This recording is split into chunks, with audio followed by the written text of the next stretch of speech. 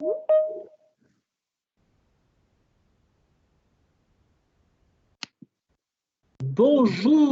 à tous et bienvenue dans cette table ronde virtuelle autour de l'aventure spatiale africaine, un vaste sujet dans lequel on va rentrer en profondeur avec nos invités.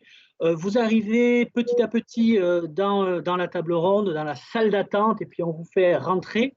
Je vous demande juste, ça vous savez, c'est les petites préconisations techniques des tables rondes virtuelles, s'il vous plaît, de fermer vos caméras et vos micros pour qu'on ait un maximum de flux possible pour bien entendre nos invités. Donc, on coupe les micros, on coupe les caméras, comme ça, on va bien pouvoir entendre nos invités et entamer la discussion. Je vois des gens qui continuent à arriver. On voit des têtes connues d'ailleurs, là, qui vont bientôt fermer leur caméra. Comme ça, on aura le meilleur flux. Donc, ravi de vous avoir parmi nous pour cette table ronde. Alors, qui ouvre un peu, vous savez, la saison Africa 2020. Alors, on est en 21. Le programme a été reporté sur cette année 21, mais c'est bien la saison Africa 2020 dont il est question, ce vaste projet qui est initié et porté par l'Institut français sur tout le territoire national. Et à Toulouse, eh bien, il y a une couleur un peu particulière. On est autour de la thématique de l'art et savoir d'un continent au futur et beaucoup, en fait, on va parler beaucoup de sciences et l'Afrique. C'est un peu le QG des sciences toulousaines ici là, pendant Africa 2020. Et on commence en fait la programmation avec cette première table ronde donc, organisée par la Cité de l'Espace. Alors on aurait aimé vous recevoir à la Cité de l'Espace tous pour cette table ronde. Ce n'est pas possible. C'est pas grave. On va commencer donc la table ronde. Alors l'aventure spatiale africaine. On a la chance d'avoir 3 invités qui vont nous pouvoir témoigner, qui vont pouvoir nous faire découvrir ce qui se passe à l'heure actuelle, ce qui s'est passé aussi depuis des années et ce qui se passera dans le futur en Afrique avec l'espace. Donc je voudrais accueillir tout d'abord Tidiane Ouattara, qui est expert spatial auprès de l'Union africaine, qui est un des moteurs de l'agence spatiale africaine. On va beaucoup en parler de cette agence spatiale africaine tout au long de la table ronde, et puis qui est coordonnateur aussi du programme GMES sur le continent africain. On aura le temps d'en reparler. Merci beaucoup, Tidiane, d'être parmi nous ce soir. Autour de la table, autour de l'écran, nous avons aussi Sékou Ouedraogo. Alors, Sékou, vous êtes ingénieur spatial, président de l'association African Aeronautic and Space Organization.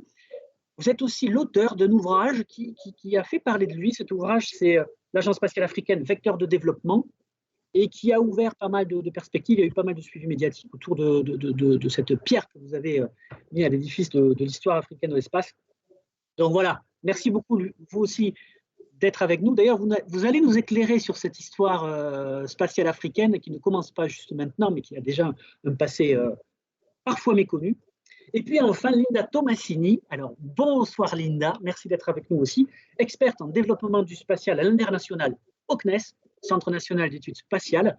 Et Linda, vous allez nous expliquer aussi quelles sont les coopérations déjà actives ou en devenir avec les pays africains et l'espace. Alors, je recommande encore à tout le monde, à vous participants à cette table ronde qui écoutez, de bien fermer vos micros et bien fermer vos caméras. Je vois Anne Blanquer, voilà, parfait, super. Tidiane, on commence.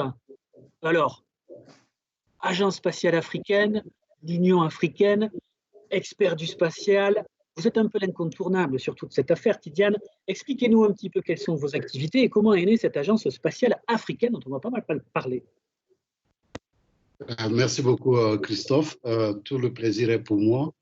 Et au nom de la Commission de l'Union africaine, nous voudrions vous dire merci de nous avoir invités à cet événement Africa 2020 afin d'éclairer les auditeurs ou, je dirais, la communauté francophone qui s'intéresse à l'Afrique. De ce point de vue, je dirais tout simplement que la science, la culture, l'Afrique est au cœur de la science et de la culture. Alors, parlant spécifiquement de l'espace, l'arrivée de l'Afrique dans l'espace ne s'est pas faite de façon fortuite. Il y a eu toute une démarche Le frère Sekou Ouedraogo en parlera tout à l'heure. Mais pour prendre une date plus précise et plus récente, en 2016, les chefs d'État et de gouvernement des 55 pays africains ont adopté la politique et la stratégie spatiale. Ce sont cette politique et cette stratégie qui orientent toutes nos activités spatiales au niveau continental. Et j'ai l'immense honneur et le privilège d'animer et de coordonner ce programme spatial africain qui doit naître. Et la gouvernance pour pouvoir développer et mettre en œuvre ce programme spatial africain commence avec l'établissement de l'Agence spatiale africaine, dont les statuts ont été votés, ou je dirais adoptés, pardon, en 2018. Et en 2019, comme vous le savez, le Caire, donc l'Égypte, a été choisi pour abriter l'Agence spatiale. Voilà rapidement le sommaire concernant votre question. Merci. Merci beaucoup, Tidiane. On va rentrer dans les détails de l'Agence spatiale africaine, notamment la gouvernance d'ailleurs, parce que vous allez nous expliquer qu'il y a de l'innovation de façon un peu partout dans ce spatial africain, mais notamment dans l'organisation même et la gouvernance de cette Agence spatiale africaine. Alors, Sekou Ouedraogo, je vous donne à présent la parole. Donc, vous, au travers de votre association, vous essayez de promouvoir cette idée d'Afrique spatiale qui est en plein bouleversement. Notamment au travers de l'ouvrage qu'on a mentionné tout à l'heure et qui a permis de mettre plus en avant cette histoire-là. On parle d'histoire. Tout au long de la table ronde qu'on va passer ensemble, Sekou, vous allez nous éclairer en fait sur ce qui s'est passé depuis des décennies en fait en Afrique sur le spatial. Tidiane nous parlait de 2016, de 2018, de 2019, mais en fait depuis les années 50, les années 60, il y a des initiatives qui ont été prises. On va les voir en détail, mais c'est ça, Sekou, hein. Oui, tout à fait. Tout à fait. Effectivement, dès les années 50, 60, l'Afrique du Sud était impliquée dans pas mal de projets, en lien notamment avec la NASA. Et donc, ils ont une antériorité qui est très grande, ce qui fait qu'aujourd'hui, c'est une des nations les plus en avance parce qu'ils ont commencé beaucoup plus tôt que les autres.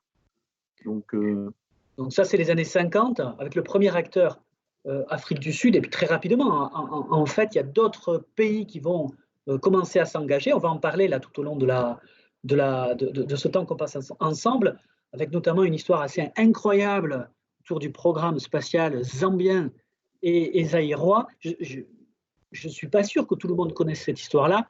Peut-être d'ailleurs, juste sur ces deux pays, ça c'est vraiment, on est dans les années 60. Les missions Apollo, on est dans le cœur de l'aventure spatiale dans le monde. Et qu'est-ce qui se passe au Zaïre? Qu'est-ce qui se passe en Zambie? C'est quoi? Donc, dans les années 60 et 70, la conquête de l'espace était une idée qui faisait rêver certains chefs d'État africains. Mais en avait-il réellement les capacités techniques et scientifiques? Donc, en 64 notamment, le gouvernement zambien, sous la présidence de Kenneth Kanda, a l'ambition d'envoyer 12 Zambiens, donc des astronautes, dans l'espace. Donc, le but de ce voyage, c'est de christianiser les supposés habitants de la planète Mars. Mais ce projet a été abandonné par les autorités zambiennes car irréalisable et inapproprié.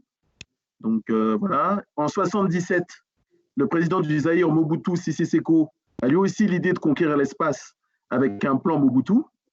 Mais contrairement à son homologue zambien, il a mis de réels moyens.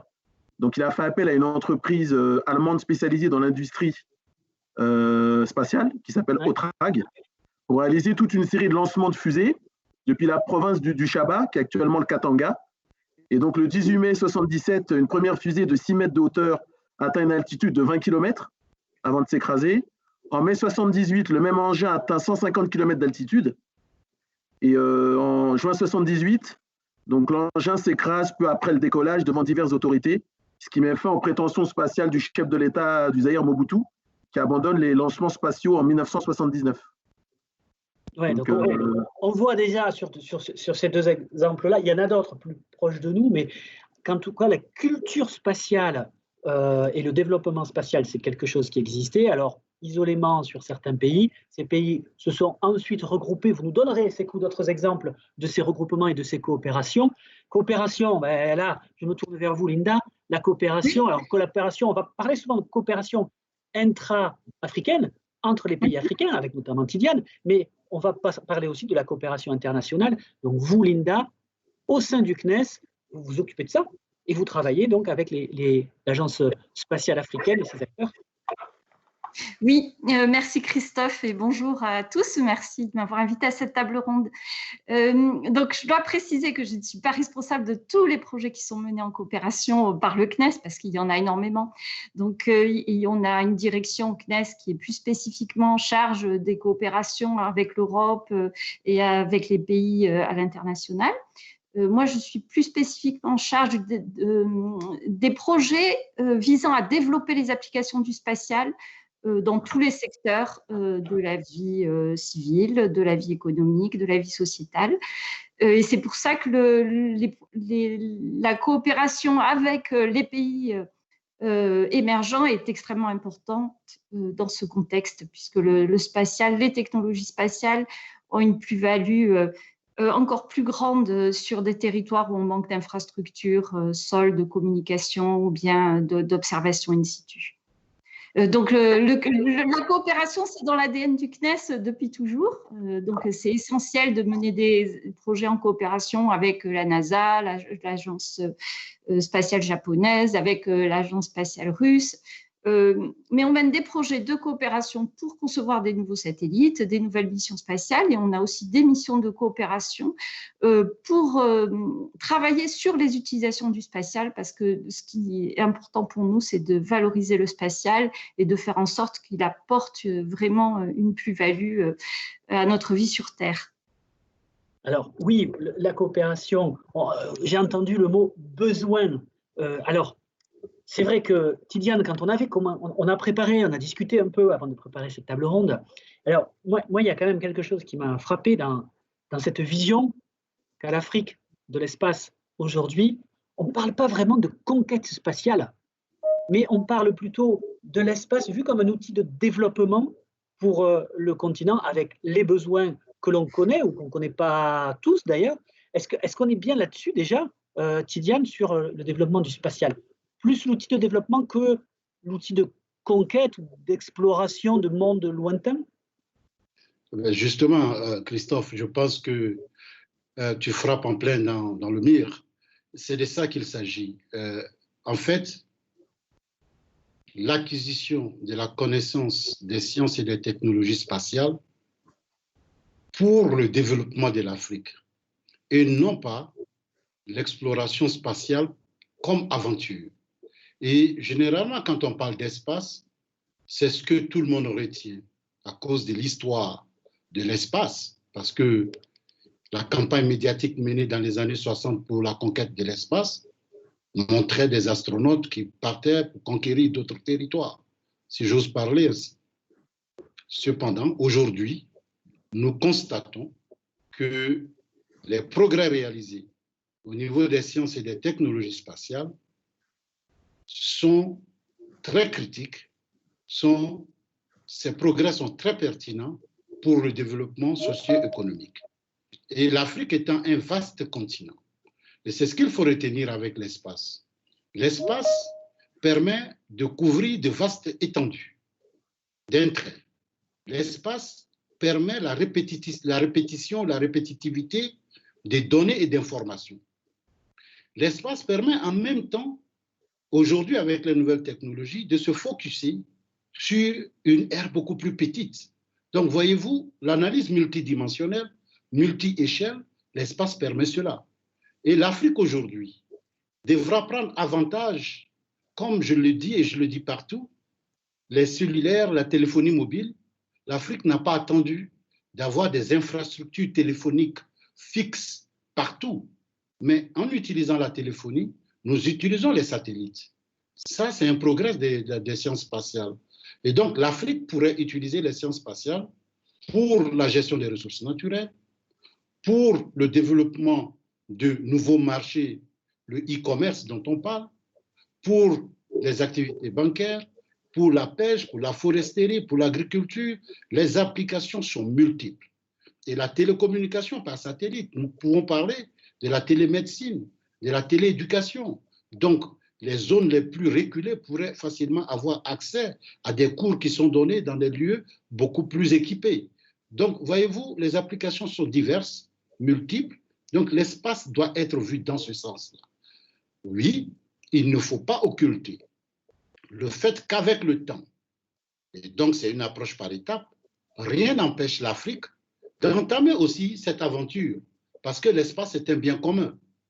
Nul ne peut empêcher l'Afrique de rêver aussi. Mais cependant, la première étape, c'est de tirer profit au maximum des sciences et technologies spatiales qui existent pour le développement socio-économique de l'Afrique. Et alors pour cela, justement, les pays africains sont en train de s'organiser pour une meilleure coopération entre eux. Donc cette organisation dont on va parler avec vous, Tidiane. Mais là, je reviens vers Sékou, des coopérations entre plusieurs pays africains et autour de la thématique spatiale, des programmes spatiaux. C'est déjà arrivé, en fait, hein, dans les années 90, dans les années 2000. Peut-être qu'on peut rappeler ça, Sékou, avant de poursuivre avec Tidiane. Tout à fait. Donc, je voudrais en fait rappeler une initiative qui s'appelle RASCOM, que Tidiane connaît bien, donc Regional African Satellite Communication Organization. En 1992, la coopération panafricaine dans le domaine spatial prend une autre tournure. Donc, en effet, l'organisation intergouvernementale panafricaine RASCOM est créée et composée de 45 pays du continent. Donc, son siège est à Abidjan, en Côte d'Ivoire. Donc, la motivation de sa création, c'est le besoin de définir des services de télécommunication à bas coût basés sur la technologie spatiale. Donc, grâce aux opérateurs de télécommunication des pays membres, donc, en réalité, l'inexistence des liaisons directes entre pays africains les force à transiter par l'Europe ou les USA, ce qui occasionne des coûts qui s'élèvent à près de 500 millions de dollars par an, alors qu'un seul satellite africain coûterait 400 millions de dollars. Donc, l'objectif principal de RASCOM, c'est de fournir des infrastructures de télécommunication à grande échelle, à coût réduit, pour les zones rurales. Donc, il y a 2 satellites qui ont été lancés. Donc, un premier qui a été lancé, qui s'appelle RASCOM QAF, qui a été conçu par Thales Alenia Space. Il a été lancé le 21 décembre 2007 par le lanceur Ariane. Donc, les principaux contributeurs, c'était la Côte d'Ivoire et la Libye, même s'il y avait 45 pays qui étaient... voilà, c'était les principaux contributeurs. Donc, au bout de 2 ans, il y a eu des problèmes techniques. Donc, le satellite est tombé en rade.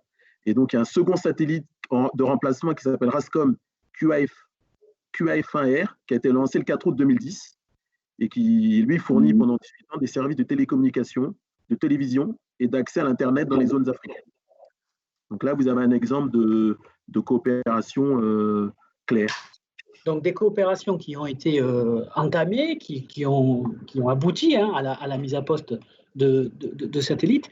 Mais là, Tidiane, avec ce qui se passe là depuis 2016 et notamment 2019, l'Agence spatiale africaine, c'est une organisation beaucoup plus structurée qui est en train de se mettre en place. Alors, la gouvernance, on va en parler. Quand on parle d'Agence spatiale africaine, nous, en Europe, on pense Agence spatiale européenne, avec son organisation par État, tout ça. Et vous me disiez, Tidiane, que ce n'est pas tout à fait la même chose au niveau de l'organisation et de la gouvernance sur le continent africain. Alors, comment ça se passe là-bas? Merci bien, Christophe. Je pense que ça, c'est une question très pertinente, en ce sens que ça nous donne l'opportunité d'éclairer nos partenaires à travers le monde. La seule ressemblance que l'Agence spatiale africaine a avec l'Agence spatiale africaine, c'est l'intention d'un continent d'avoir une agence pour gouverner les activités spatiales. C'est la seule ressemblance. Vous voyez-vous, l'Agence spatiale africaine est un organe de la Commission de l'Union africaine. De facto, tous les pays africains sont membres de l'Agence spatiale africaine, ce qui n'est pas le cas de l'Agence spatiale européenne.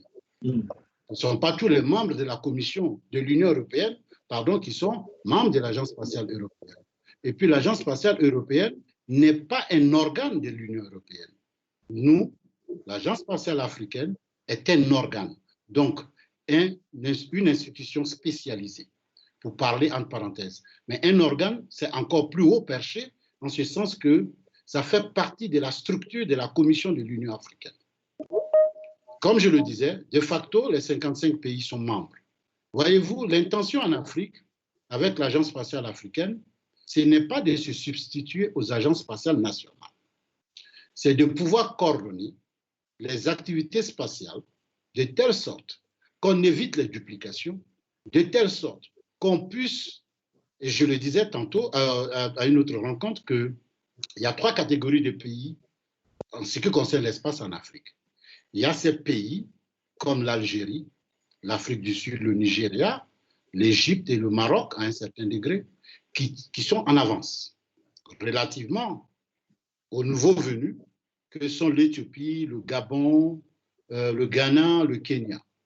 Mais la grande majorité des pays africains sont des utilisateurs, des grands utilisateurs de l'espace, mais n'ont pas d'agence spatiale forcément, ils n'ont pas de politique spatiale. L'agence spatiale africaine devrait permettre une coordination de telle sorte que tout le monde puisse tirer profit de l'espace. Voici le premier sens. Le deuxième sens de l'agence spatiale, c'est de créer ce qu'on appelle en anglais un regulatory framework. Donc, un cadre réglementaire, voyez-vous, d'un pays à un autre, et cela se passe en Europe, hein, et c'est partout dans le monde, d'un pays à un autre, les politiques, par exemple, concernant les données, le partage des données, les politiques peuvent être différentes. Donc, si je prends cet exemple, il faut les harmoniser. Il faut faire en sorte que les plus nantis fournissent facilement les données aux moins nantis. Les équipements, au niveau des infrastructures, que ceux qui n'en ont pas puissent tirer profit de ceux qui en ont. Donc, ça, ce sont les 2 grands points qu'il faut retenir comme rôle de l'Agence spatiale africaine. Cependant, il faut le dire, l'Agence spatiale africaine va veiller à ce que l'espace soit utilisé pour répondre aux priorités de l'Afrique dans les 50 années à venir, priorités qui se trouvent dans l'agenda 2063 de la Commission de l'Union africaine, qui est la boussole qui nous guide vers un développement harmonieux, socio-économique harmonieux, vers une intégration africaine, vers une prospérité et vers une paix durable. L'espace est un outil et l'espace ne doit pas être vu de façon isolée. C'est un des éléments importants de la stratégie africaine des sciences, technologies et de l'innovation que nous appelons STISA 2024. Donc STISA 2024. Nous pourrons revenir rapidement sur certains points si je ne me suis pas peut-être pas bien fait exprimer, je ne me suis pas bien exprimé. Mais il est clair pour nous que l'Afrique est un continent vierge en termes spatial. C'est le seul continent où tout est à faire au niveau spatial. Donc, ce qui nous amène à dire régulièrement que l'Afrique, c'est le nouvel Eldorado pour les affaires spatiales.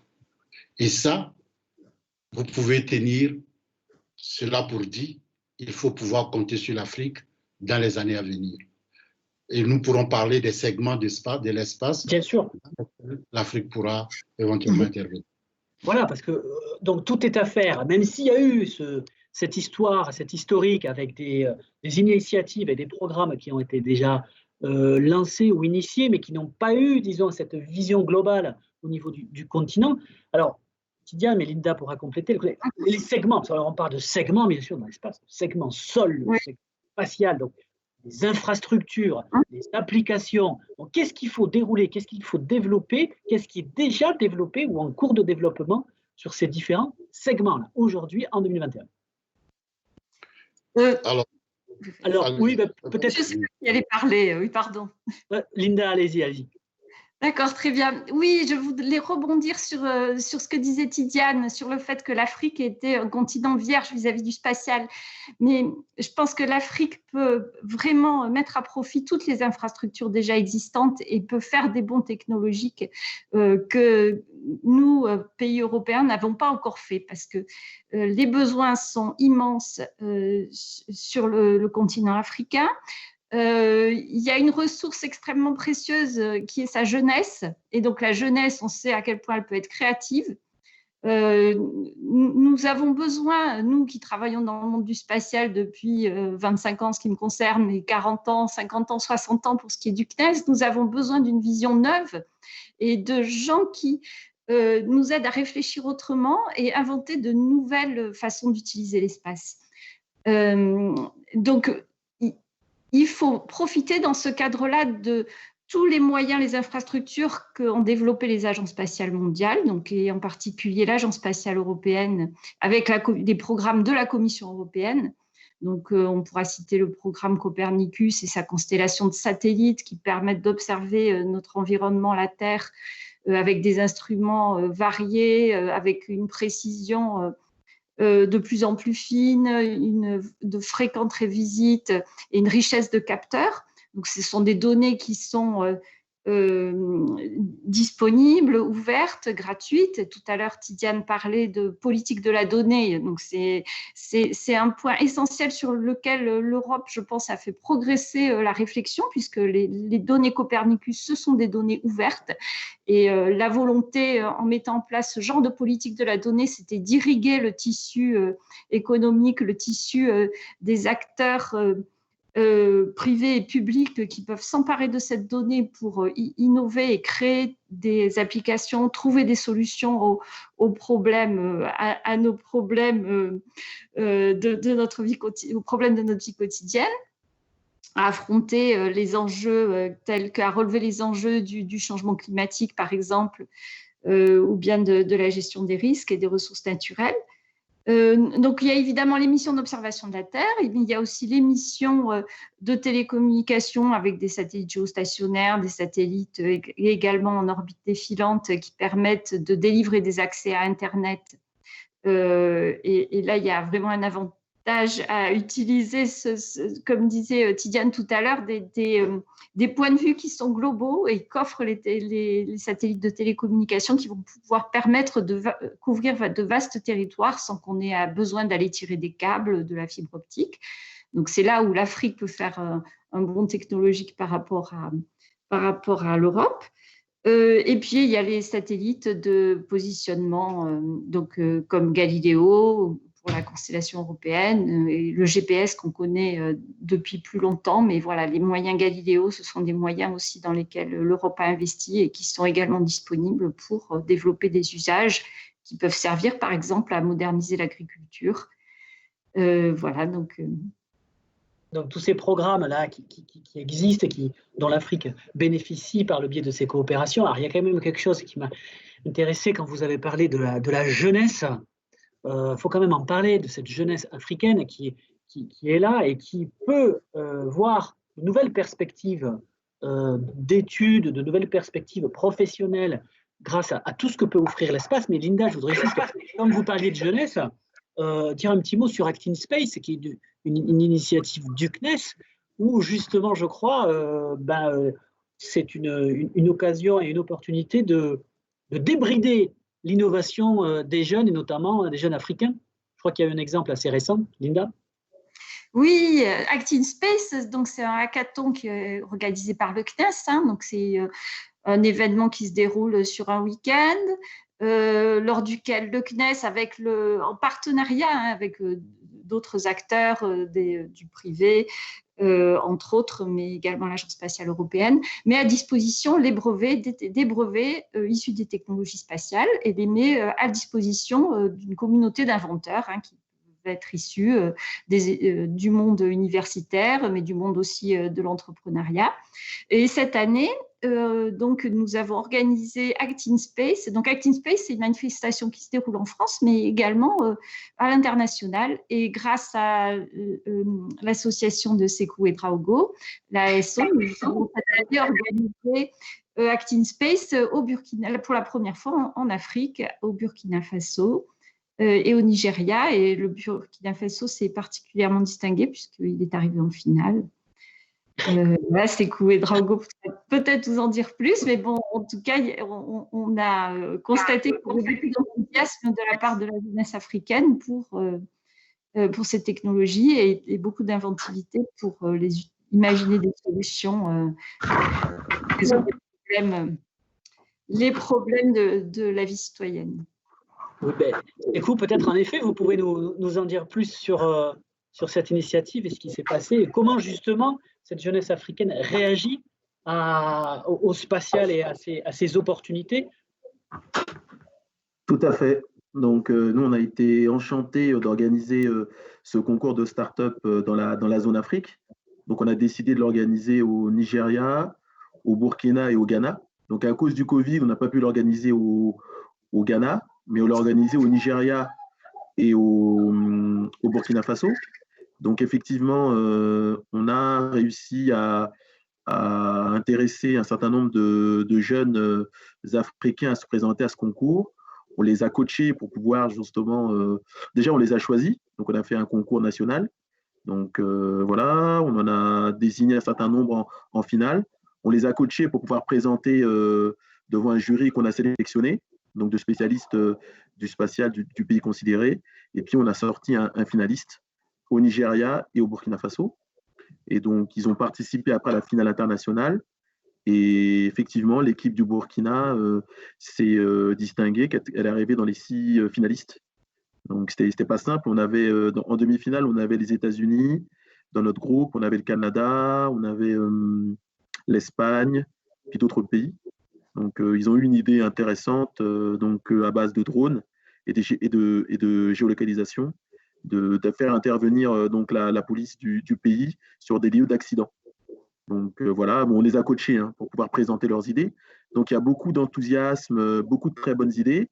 Techniquement, ils sont assez bons. Et ceux qui ont gagné au Burkina sont des élèves ingénieurs qui sont 5e année d'une école d'ingénieurs en génie électrique. Et donc on les a coachés à présenter leurs idées et puis à donc présenter un business plan de manière à ce que l'idée soit réalisable. Et là actuellement, on continue. On est en train de les coacher et puis de voir avec le ministère du Commerce comment les accompagner pour mettre en application leur idée. Donc voilà, on les a aidés, comme vous dites, Sékou, on les a aidés. Donc vous avez fait vos études en France, je crois, d'ingénieur. Il y a tout, on en parlait aussi en préparant la table ronde, il y a toute la diaspora africaine formée qui est là et qui est disponible pour faire avancer aussi ce projet. Alors, j'ai noté que c'était considéré, Tidiane, comme la 6e région de l'Union africaine, la diaspora. Donc alors, ça aussi, c'est un enjeu pour vous et pour le développement de l'Agence spatiale en Afrique. Tout à fait, Christophe. Voyez-vous, quand vous parlez de diaspora, on se sent concerné, puisque voilà, on a eu la chance d'être formé ailleurs, au Canada d'ailleurs. Et puis, voilà, aujourd'hui, nous sommes en train de servir l'Afrique. Je disais que la diaspora est appelée à servir l'Afrique à différents niveaux. Tout n'est pas forcément de rentrer en Afrique, mais de là où ils sont, ils peuvent aider. Et la diaspora pourra effectivement apporter beaucoup, parce que nous avons beaucoup d'expérimentés et puis beaucoup de gens très bien formés dans de grandes écoles. Cependant, je rebondis un peu sur la formation. Il y a des structures de formation qui existent déjà en Afrique. Il y a des structures installées par UNOSA, qui est le Bureau des Nations Unies pour les affaires spatiales, le CRASTLF au Maroc, nous avons le CSSI il fait. Nous avons aussi des initiatives africaines telles que Afrigist, qui se trouve au Nigeria aussi. Nous avons des institutions nationales qui dispensent aussi des cours. L'enjeu pour l'Afrique, et même pour le marché du spatial de façon mondiale, c'est de former des gens adaptés aux besoins du marché. Et ça, c'est très important. C'est-à-dire qu'il faut repenser les cours qui sont donnés de telle sorte qu'on forme des gens que l'industrie spatiale pourrait facilement utiliser. Quand je dis l'industrie spatiale, c'est de façon large. Il y a le secteur privé, il y a le secteur public, il y a les ONG, etc. C'est très important en Afrique parce que nous avons vu dans certains domaines des Africains qui avaient été très bien formés, mais une fois revenus en Afrique ou une fois sur le marché du travail, n'ayant pas été utilisés pourquoi ils ont été formés, ils ont dû faire autre chose.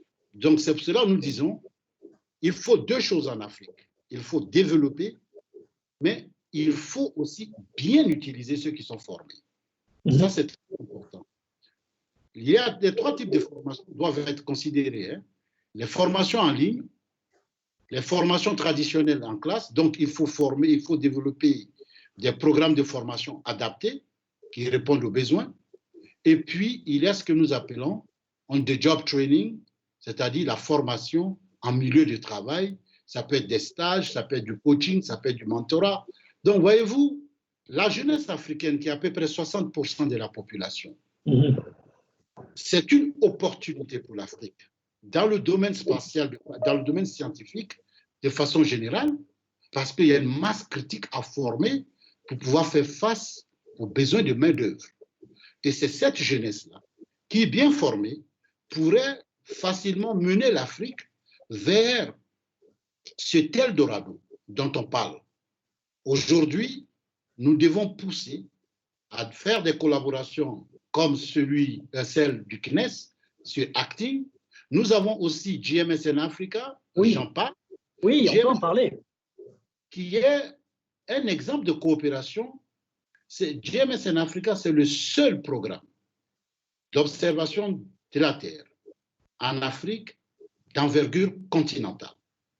Il y a bien sûr des programmes d'observation de la Terre, mais couvrant toute l'Afrique d'un seul tenant, GMS in Africa est le premier et l'unique pour le moment. GMS in Africa est une collaboration entre l'Union africaine et l'Union européenne, à travers leurs deux commissions, supportées par l'UMETSAT d'un côté, au niveau technique, et GRC au niveau technique. Nous parlons de 30 millions d'euros. On me dira, c'est certes peut-être petit par rapport aux besoins, mais c'est très important par rapport à l'opportunité que ça offre pour la nouvelle vision de l'espace. Parce que l'espace doit fournir des services. L'espace n'est plus vu comme fournissant seulement que des produits. Il faut aller au-delà des produits pour offrir des services, c'est-à-dire que vous, Christophe, vous n'avez pas besoin d'être expert en espace, mais vous avez besoin d'une information capitale ou d'une donnée capitale que l'espace pourrait vous remettre ou transmettre, et vous pouvez facilement continuer votre travail avec. C'est ce que GMS apporte. GMS aussi apporte quoi? Il y a plus de 500, je dirais même plus de 800 Africains qui ont été formés grâce à GMS. Il y a 122 institutions africaines qui participent dans GMS. C'est phénoménal. C'est phénoménal. Nous couvrons l'Afrique du Nord, nous couvrons l'Afrique au sud du Sahara. Voyez-vous, l'intégration africaine, nous utilisons GMS comme outil d'intégration. En ce sens que les institutions des différents pays travaillent ensemble pour pouvoir aborder des priorités régionales et continentales. Donc, il y a d'autres types de, je dirais, de coopération qu'on pourrait mentionner, mais GMS, par exemple, c'est vraiment une coopération phare. Et donc, vous êtes d'ailleurs le coordinateur donc, sur le continent. Alors, vous bougez partout. Vous êtes, je crois, basé à Addis Abeba. La dernière fois, vous étiez à Dakar. Je ne sais pas où vous êtes aujourd'hui. Je suis à Nairobi. À Nairobi, bon, ben voilà. Et donc, la première phase tire à sa fin et je vous donne la bonne nouvelle que la deuxième phase commence en décembre. Bon, donc, quand un programme tire à sa fin, malgré la situation difficile de la COVID, il faut aller voir les résultats sur le terrain. Il faut discuter avec les communautés qui en ont bénéficié. C'est parce que pour nous, GMS, ça supporte les citoyens africains. Et c'est cela qui est phénoménal. C'est-à-dire que la haute technologie utilisée pour répondre aux besoins des pêcheurs au Ghana, pour répondre aux besoins des agriculteurs ici dans l'Est de l'Afrique. Voyez-vous, ce sont des exemples concrets. Sur le terrain, nous regardons. Toute cette semaine, nous avons été avec ICPAC et RCA Mardi, qui sont deux institutions régionales en Afrique de l'Est, qui sont les leaders des consortiums de GMS. Et GMS utilise les satellites, les données des satellites Copernicus. Nous parlons des images sentinelles pour pouvoir extraire des informations pour différentes applications, si j'ose résumer ainsi. Voyez-vous, nous commençons bien. Nous devons continuer dans ce sens. Et je l'ai dit, il y a, pendant qu'on s'adresse à la communauté francophone majoritairement aujourd'hui, je disais que l'Afrique anglophone est plus ou moins en avance que l'Afrique francophone. Et j'ai avancé le terme et l'idée de la francophonie spatiale. Voyez-vous, la langue permet d'apprendre vite. Or, les pays francophones d'Afrique, la France et le Canada, et d'autres pays, le Vietnam et autres, ont en commun cette langue-là qui pourrait permettre à leurs ressortissants de vite apprendre dans ce domaine. Parce que des fois, la langue peut être une barrière dans l'apprentissage. Alors donc, ça, c'est une idée que nous continuerons de discuter avec le CNES, avec lequel D'ailleurs, nous sommes en pourparlers pour mettre en place un protocole d'accord avec la Commission de l'Union africaine pour pouvoir tirer avantage des opportunités énormes qu'offre le CNES. Nous nous y attelons et nous pensons que cela va aboutir et qu'au sommet France-Afrique, nous ayons l'opportunité d'immortaliser cette relation naissante avec le CNES. Linda, peut-être donc un commentaire sur cette francophonie spatiale. Oui, je vais en profiter pour rebondir en effet sur ce concept très intéressant et pour dire et pour aussi parler dans la continuité de GMES et Afrique des actions de la Commission européenne pour faire la promotion des données Copernicus. Donc, nous sommes en train de monter justement un programme avec d'autres partenaires européens, l'Agence spatiale du Portugal, l'Agence spatiale italienne, l'Observatoire d'Athènes, enfin l'Institut météorologique finlandais, pardon, enfin et d'autres partenaires européens. Nous sommes en train justement de monter, nous avons proposé à la Commission européenne un programme de formation de formateurs africains dans 3 langues du continent, en français, en portugais et en anglais. Voilà. Donc l'objectif, comme le disait Tidiane, c'est de pouvoir dispenser de la formation dans les langues qui sont, voilà, qu'on peut considérer comme des langues maternelles pour les citoyens et les étudiants africains. Au CNES, donc on pour parler, comme l'a dit Tidiane, pour signer un accord avec la Commission de l'Union africaine, et ça sera un accord extrêmement important pour le CNES parce que ça va nous permettre d'avoir une approche structurée de notre coopération avec le continent africain.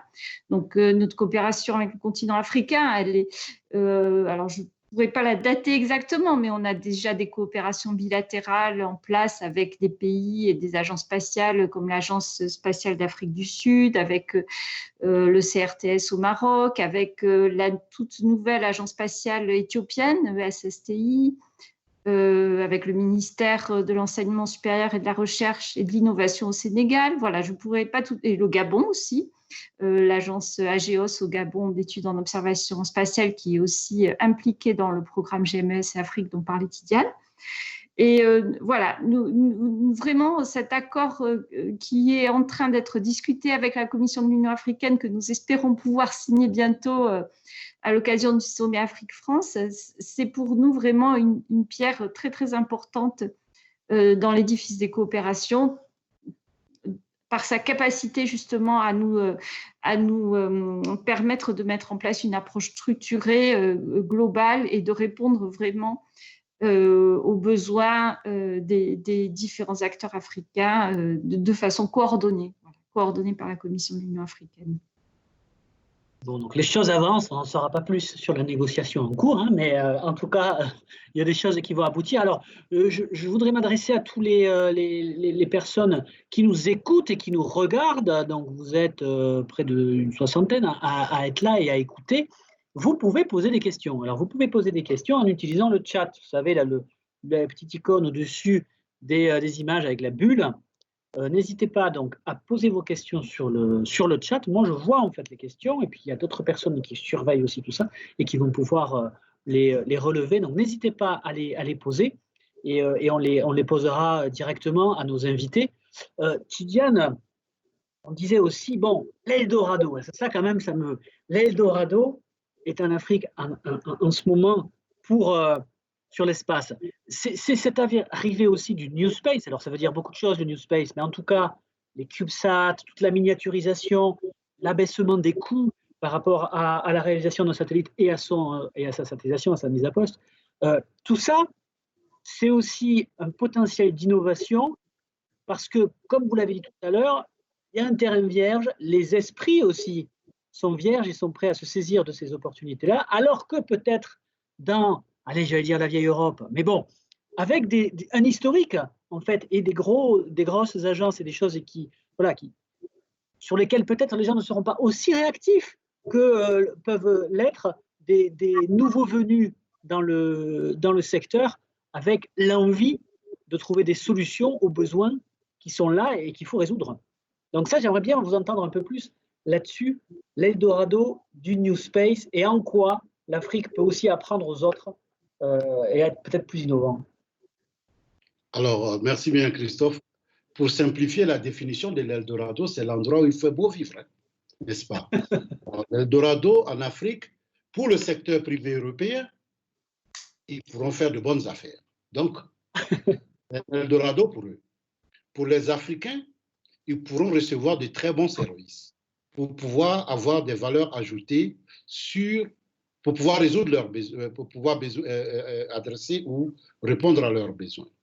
Si nous prenons les 4 segments de l'espace, l'observation de la Terre, il y a toute une série de services dont l'Afrique a besoin pour répondre aux enjeux de la gestion des ressources naturelles.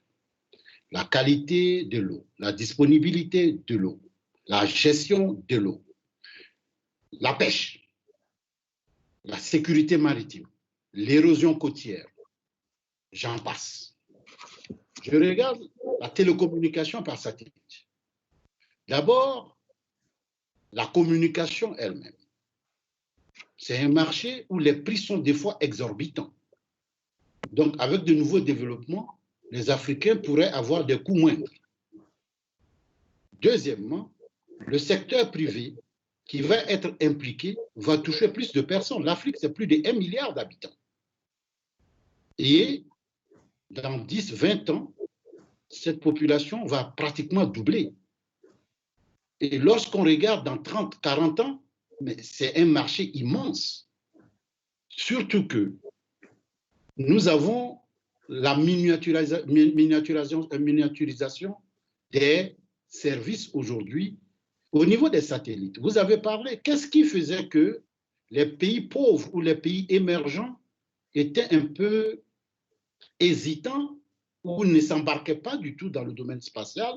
C'était le coût exorbitant et la durée. C'est-à-dire, c'était de gros satellites qui prenaient 5 ans, 10 ans pour certains pour être développés. Ça prenait des centaines de millions de dollars comme investissement. Ça, c'était l'ancienne manière de faire l'espace, que nous appelons Old Space.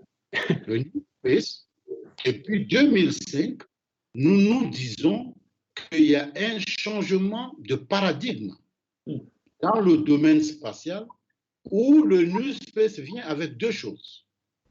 Les choses sont plus petites, ne prennent pas assez de temps, ne prennent pas beaucoup d'argent. Mais il y a l'apparition très forte du secteur privé. Voyez-vous, des programmes qui, il y a 10, 15, 20 ans, étaient gérés par des agences publiques nationales, sont aujourd'hui dans le domaine du secteur privé. Voyez-vous, ce changement, en Afrique, nous parlons de marché. Et je le dis en toute honnêteté, l'espace n'est pas un produit de l'aide au développement. L'espace, c'est un produit pour le développement des affaires. Ces affaires qui vont supporter le développement socio-économique. Donc, il ne faut pas s'attendre à faire des dons, il faut plutôt s'attendre à développer des capacités pour pouvoir développer des marchés. Voilà pourquoi la Commission de l'Union africaine, dans la politique spatiale africaine, dans la stratégie spatiale africaine, le secteur privé joue un rôle clé. Pour nous, il faut développer le secteur privé africain dans le domaine spatial pour créer de la richesse, pour créer des emplois, pour sécuriser, parce que l'espace aussi, c'est de la souveraineté. Hein? Donc, la fierté nationale, qui est d'avoir cette capacité au niveau continental, ce sont des choses qui guident la politique et la stratégie spatiale. Donc, l'Afrique est un Eldorado, c'est un gros marché, que chacun vienne et que les Africains discutent, que les Africains adoptent ce qu'il est adopté, adaptent aussi ce qu'il est adapté, et que nous soyons dans une position win-win ou gagnant-gagnant. C'est ce qui fait que nous disons que l'espace en Afrique, l'Afrique représente un Eldorado pour l'espace, parce que le vieux continent, comme vous l'avez dit, l'Europe, je ne dirais pas que le marché est saturé. Ce qui se passe en Europe comme trivial n'est pas forcément trivial en Afrique. Ces services et ces produits qui sont vendus, ou qui ne sont peut-être plus vendus en France, par exemple, qui a d'autres aspirations, ces produits pourraient être, une fois adaptés au contexte africain, pourraient être d'actualité. Donc ces produits ne seront pas désuets. Voilà un peu comment il faut comprendre l'idée d'Eldorado. On crée aussi des nouveaux marchés, une économie. Alors, c'est cool, les satellites dont on parlait, il y a une quarantaine de satellites qui ont été envoyés par les pays africains. Alors, je crois 11 pays africains qui ont réalisé des satellites. C'est à peu près ça, 11 pays et une quarantaine de satellites, c'est cool. Je voudrais revenir sur ce qu'a dit donc Tidiane et bien insister sur ce qu'il a dit. Le business en termes de spatial en Afrique en 2019, il est de 7 milliards de dollars. Et les perspectives laissent penser qu'il sera en 2024 de 10 milliards de dollars. Donc c'est vraiment une activité lucrative qui génère du business dans le pays. Effectivement, depuis 1998, on a 41 satellites africains qui ont été envoyés par 11 nations africaines. Donc l'Afrique du Sud, l'Égypte, le Maroc, le Nigeria, l'Algérie, l'Angola, le Ghana, le Kenya, le Rwanda, l'Éthiopie et le Soudan. Donc voilà, les 6 dernières années, on a une augmentation de plus de 300% des lancements de satellites. Il y a des nanosatellites, mais aussi de gros satellites. Donc le satellite Mohamed 6A qui a été lancé en 2017, il a coûté 500 millions d'euros. Donc voilà, ça c'est vraiment l'exemple le plus marquant en termes de business. Sinon, il y a pas mal de nanosatellites qui sont envoyés. Il y a des pays qui sont en train d'en concevoir. Donc, notamment la Tunisie qui aurait dû normalement lancer son satellite l'année dernière et qui a signé un protocole d'accord avec un lanceur russe qui le lancera probablement cette année. Donc, on a vraiment une augmentation du lancement des satellites grâce à ce que dit Tidiane, grâce au New Space, qui permet d'envoyer des satellites à des prix qui sont accessibles pour des pays africains qui commencent à se lancer dans le domaine. Donc, je voudrais aussi dire qu'avec mon association, donc je suis le président de l'African Aeronautic and Space Organization. On a pas mal de membres qui sont des petites startups qui nous demandent de plus en plus de les orienter vers l'Afrique. Et on s'est rendu compte qu'il y a beaucoup plus de sociétés qui ont un œil vers le continent. Donc, je pense que les Français ont un grand intérêt à y aller. Il y a beaucoup de Chinois, donc Tidiane le sait, de Chinois, d'Américains et de Russes qui sont positionnés sur ces marchés. Et il serait bien que la France se positionne parce que, comme disait Tidiane, la langue française est un avantage culturel très, très important. Donc, il faudrait qu'on l'utilise pour pouvoir justement rentrer en contact et faire du business avec des pays francophones qui sont un peu plus en retard que les pays anglophones et qui ont des besoins réels. Donc, je pense que l'INDEM ne me contredira pas là-dessus. Christophe, si tu permets, pour rebondir par rapport à ce que Sekou a dit, de par notre position, nous ne parlerons pas des autres collaborations. Hein. Aujourd'hui, on va plus parler de la collaboration avec la France. Il est clair que l'Afrique ouvre ses portes à tout le monde. Hein. Et nous saisissons toutes les opportunités, ça c'est clair. Mais aujourd'hui, puisque nous sommes sur une tribune qui est beaucoup plus concentrée sur la France, ce message est clair. Et je crois que les compagnies françaises comptent parmi les meilleures au monde. L'Agence spatiale française, donc le CNES, que nous appelons communément l'Agence spatiale française, le centre, a beaucoup à offrir dans cette langue-là. Cependant, nous constatons que ces pays qui ont une histoire commune avec la France, nous sommes condamnés. Hein? On sort de commentaires, mais nous sommes condamnés. Oh, pas une condamnation, non. Voilà, l'histoire. Non, c'est un avantage. C'est un avantage, Tidiane. Il faut s'accompagner. Et il n'y a pas d'hésitation à le dire. Hein? Nous disons qu'il y a le savoir-faire français. Je refuse le mot transférer. Il y a le savoir-faire français à partager avec l'Afrique pour que les Africains se l'approprient et l'adaptent à leur propre contexte. Et ça, c'est très important. Tous les acteurs français que nous avons rencontrés, Dieu merci, sont dans cette disposition. Et c'est ce qui est très intéressant. Donc, il va falloir continuer sur cette lancée et pouvoir bâtir, encore une fois, sur nos relations, je dirais, plus que séculaires, hein, Et donc, dans tous les domaines, nous savons des fois nous comprendre. Et je pense qu'il faut en profiter. Le message, je suis sûr que parmi les personnes qui nous écoutent ce soir, ce message va être entendu et peut-être intéressant, peut-être à poursuivre, parce que voilà, il y a des coopérations, des partages, comme tu as dit, Tidiane, c'est exactement ça, des partages à développer. Alors, je voudrais renouveler, si vous avez des questions à poser, n'hésitez pas sur le chat. Je voudrais d'ailleurs aussi saluer Caroline Gouey. Caroline Gouey, c'est une artiste qui va participer à la Cité de l'Espace, d'ailleurs, une résidence d'artistes dans le cadre de la saison Africa 2020, et qui est aussi astrophysicienne. Voilà, et elle est là, je sais qu'elle nous regarde, donc je la salue. Il nous tarde de l'accueillir en juin pour sa résidence d'artiste dans le cadre d'Africa 2020. Moi, j'ai une question. On parle donc d'agence spatiale africaine, on parle de collaboration au niveau du continent. Qu'en est-il d'un lanceur?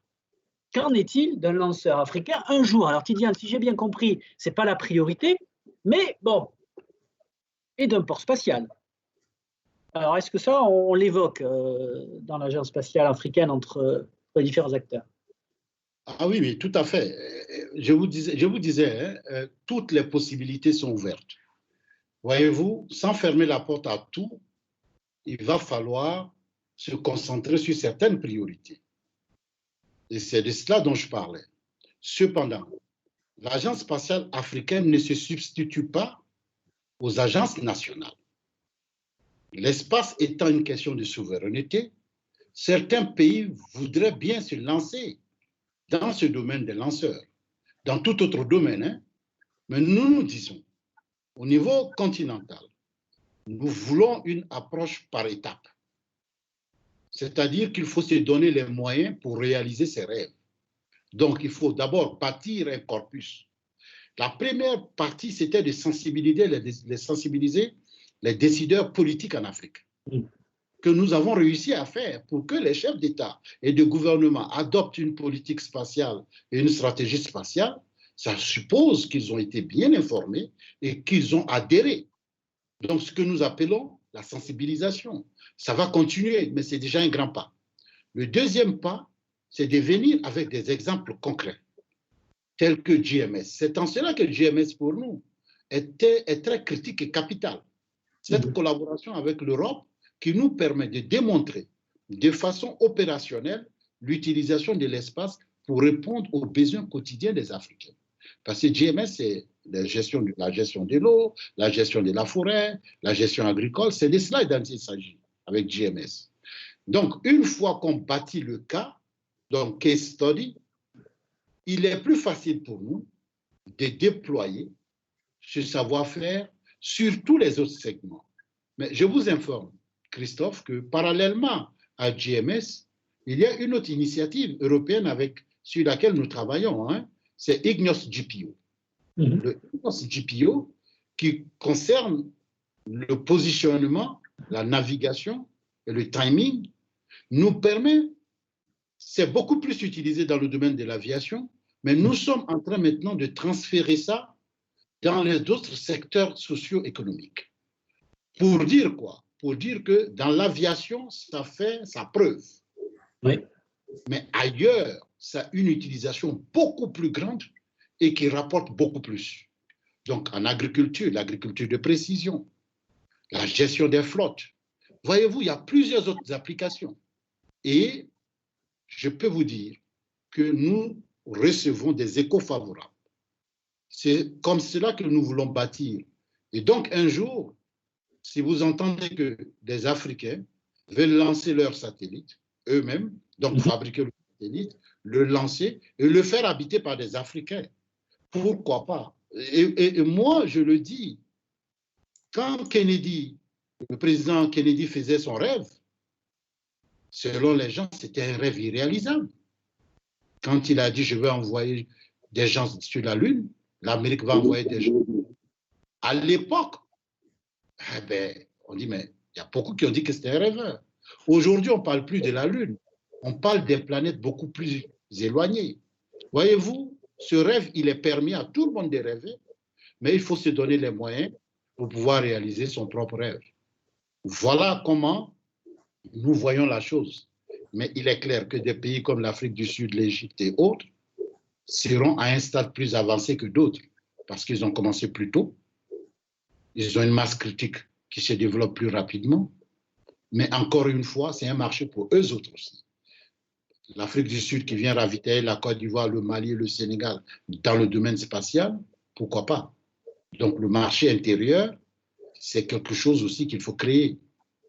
Mais nous disons que ceux qui ont déjà emprunté la route pourraient éventuellement nous montrer le chemin, de telle sorte qu'on ne se trompe pas et qu'on puisse maximiser sur les maigres ressources que nous avons. Voilà rapidement ce que je peux dire. Alors là, je dirais que c'est une belle conclusion parce que ça nous montre ce que nous avons appris aujourd'hui, ce soir, c'est que ça bouge en Afrique avec toute la dynamique qu'on vient de citer.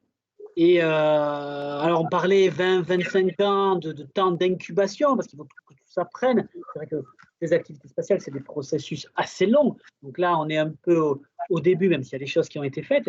Ça va vite émerger. Mais alors, moi, j'ai une question là, tiens, qui vient d'arriver. Je vois sur le chat, on parlait de rêve. Est-ce que l'Afrique pense participer à la Gateway, vous savez, la station lunaire ou programme internationaux martien, par exemple, un jour? Bon, voilà. Kylian, on peut rêver. Non, là même, ce n'est plus un rêve, hein. Ça c'est une réalité. Si l'Afrique est approchée, l'Afrique a des sachants, hein, dans ce domaine-là. Donc la réponse est plutôt pourquoi pas, oui. Oui, parce que nous disons le rêve dont on parle, c'est le rêve dans le sens de l'ambition. Oui. Voilà. C'est le rêve dans le sens de l'ambition. Et voilà comment je souhaiterais qu'on regarde ça. C'est-à-dire que dans la vie, il faut avoir le droit d'être ambitieux.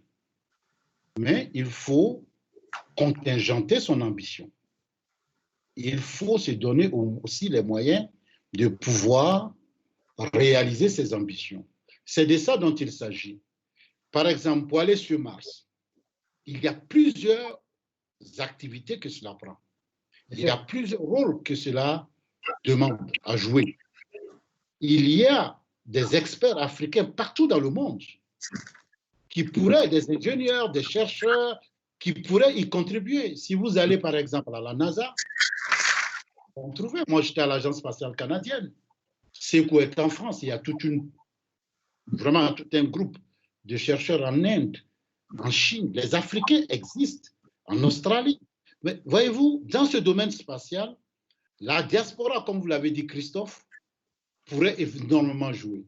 Sur le continent, il y a des laboratoires qui sont très fameux, qui ont produit des gens très forts. Donc, invité à la table, l'Afrique prendra sa part. Si l'initiative doit venir de l'Afrique, c'est en cela que je suis d'accord avec toi, Christophe. Le temps d'incubation, c'est une histoire de 20, 25, même 30 ans. Donc, c'est un mélange de tout. Quand on nous invite, nous irons à la table. Que nous prenions l'initiative nous-mêmes de faire la table et d'inviter l'Europe, parce que l'Afrique aussi, nous pouvons un jour dire à la France, venez nous accompagner, hein. Voyez-vous, ou bien à l'Angleterre, ou bien à l'Allemagne. Voyez-vous, donc ça, c'est une initiative qui viendrait de nous. Moi, je vois l'espace comme une opportunité de collaboration dans une nouvelle phase de collaboration mondiale où on parle de village planétaire, tout s'essaie à la fraction de seconde, tout peut se partager à la fraction de seconde, de nouveaux outils qui permettent de partager le savoir rapidement existent. La seule chose, c'est d'être structuré, d'avoir des objectifs précis et d'être bien organisé. Mais encore une fois, personne ne peut réaliser les enjeux spatiaux seul.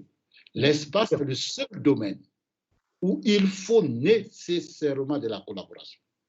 D'ailleurs, j'ai une deuxième question là qui vient d'arriver et qui est complètement liée à ce que vous venez de dire. Moi, cette question.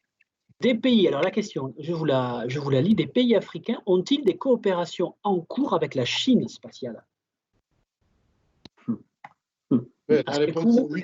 Il faut que je ne rentre pas dans les détails. Oui, moi non plus. Moi non plus, mais voilà, c'est bien, il y a des choses.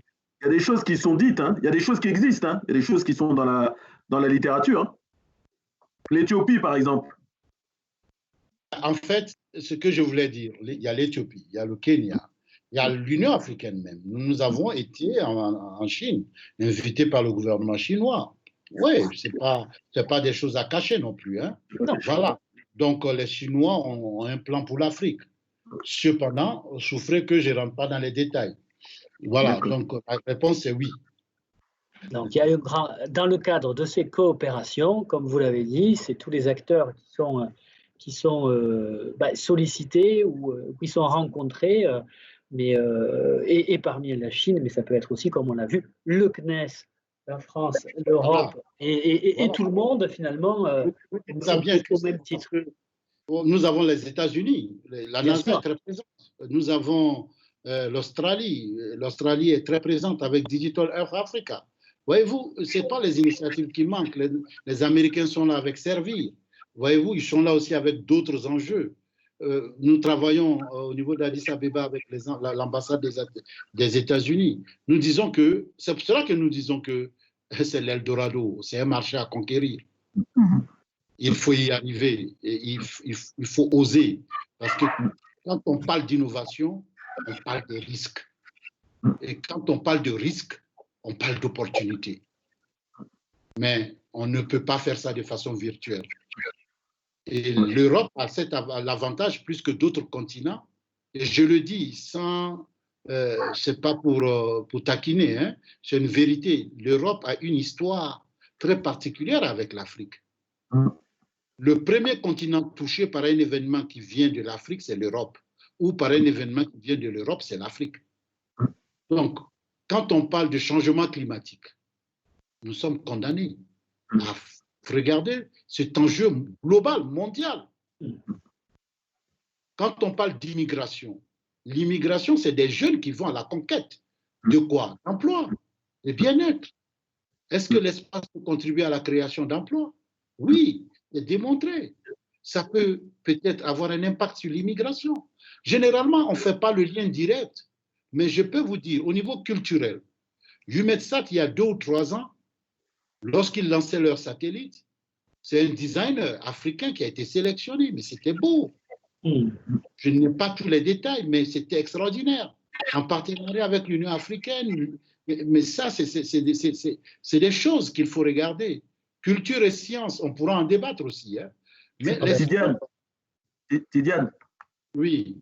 Pour revenir sur ce que tu dis, effectivement, le bassin du Congo, c'est le 2e poumon de la Terre après l'Amazonie. Donc forcément, si on applique et si on coupe les arbres là-bas, ça a une incidence sur la Terre entière. Et les applications satellitaires permettent de lutter contre ce genre de choses. Donc tout le monde a intérêt à ce qu'on utilise ces outils au mieux, en fait. Hein. Donc c'est pour rebondir sur ce que tu dis. Et puis, Christophe, l'Afrique offre par endroits des dispositions, des positions géographiques idéales pour la surveillance satellitaire, pour le suivi des satellites. Bien sûr. C'est cela dont on parle. Toutes ces opportunités sont à exploiter. Et je dis qu'ensemble, c'est une force. C'est une force. Et il faut profiter de cette force pour faire une relation gagnant-gagnant. Tout à fait. Oui, et je pense fortement que les décideurs africains sont dans cette perspective. Quand vous regardez la politique spatiale africaine, la stratégie spatiale africaine, ça couvre tous ces aspects. C'est tellement bien élaboré. Encore une fois, saisissons ensemble l'opportunité. Je crois que, alors cette fois-ci, je regarde sur mon chat, je n'ai pas d'autres questions, mais on a fait un beau tour d'horizon avec vous ce soir. Linda, qui nous a aussi éclairé sur ce qui se passe côté CNES avec ces coopérations. Ce que je retiens aussi, c'est que derrière ces activités, il y a toute la sensibilisation aussi des populations qu'il va falloir faire en Afrique, mais pas qu'en Afrique en fait. Hein. Et c'est un peu ce qu'on a voulu faire ce soir avec les gens qui nous écoutent, avec la communication qu'on a faite autour de cet événement, c'est d'informer les citoyens, les gens sur ce qui est en train de faire en Afrique. Et à la Cité de l'Espace, nous, vous savez, on parle de tout le monde, pareil. Et on est preneur, et je vous le dis, hein, on en reparlera sûrement, on est preneur aussi d'éléments pour raconter cette histoire à nos visiteurs, à nos publics, que ce soit sur le site, que ce soit en dehors, parce qu'il faut la raconter, cette histoire, elle commence, elle ne fait que commencer, et je pense qu'on aura de belles occasions de le dire, de le raconter, de le montrer à nos visiteurs ici à la Cité de l'Espace. Pour tout ça, pour toutes ces discussions et ces éclairages, je souhaiterais vraiment vous remercier à tous les trois, Tidiane Ouattara, Sékou Ouedraogo et Linda Tomassini. Voilà, de belles perspectives. On a découvert des choses, je crois, ce soir, et on attend de voir la suite. On va regarder ça. Donc, merci beaucoup, et merci à toute la saison Africa 2020 aussi de nous avoir permis d'organiser cet événement. C'était le premier à Toulouse autour de ces thématiques scientifiques. Il va y en avoir d'autres d'ailleurs avec nos collègues du Muséum d'Histoire Naturelle, le Quai des Savoirs, même aux abattoirs. Il y a des choses qui vont se faire dans différents endroits ici à Toulouse et puis sur toute la France. Donc, merci aussi à l'Institut français pour toutes ces initiatives. Et puis, nous, on continuera à la Cité de l'Espace, que je disais tout à l'heure, avec notamment une résidence d'artistes qui croisent, une plasticienne qui croise un peu les regards. On parlait de sciences et culture. Tidiane, là, on va être en plein, une astrophysicienne qui a aussi ses talents de plasticien et qui parle avec son langage de ce futur africain autour de l'espace. Donc, merci à tous les trois. Revenez quand vous voulez à la Cité de l'Espace à Toulouse. Vous serez toujours les bienvenus. Et puis, merci à tous d'avoir écouté et passé ces temps avec nous. Et à très bientôt. Au revoir. Merci beaucoup à tous les trois. À bientôt. Merci. Au revoir. Merci. Salut. Au revoir. Au revoir.